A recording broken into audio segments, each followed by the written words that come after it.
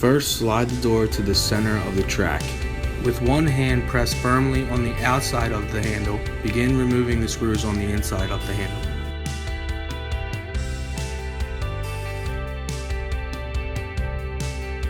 Then assemble inside and outside components of handle.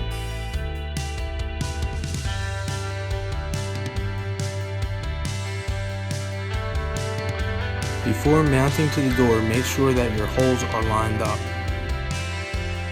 With the locking lever and screw components on the inside and keyhole slot and ferrules on the outside, begin screwing handle back into position.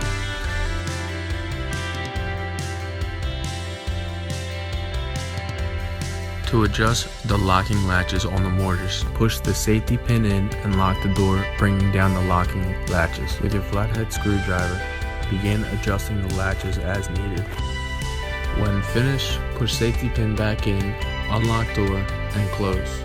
Make sure that your lock is working properly. For adjusting a keeper, take your Phillips head drill and unscrew with enough wiggle room to move the keeper up and down in position as needed.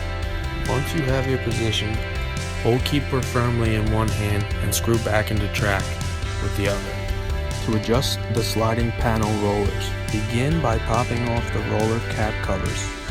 With a flat or Phillips head screwdriver, tighten or loosen the rollers to raise or lower the sliding panel as needed.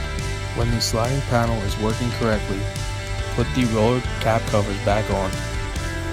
For maintaining the sliding track, you will need a vacuum with a hose extension. With the door fully shut, begin vacuuming one side of the track. When finished, open the door completely and begin vacuuming the other side of the track.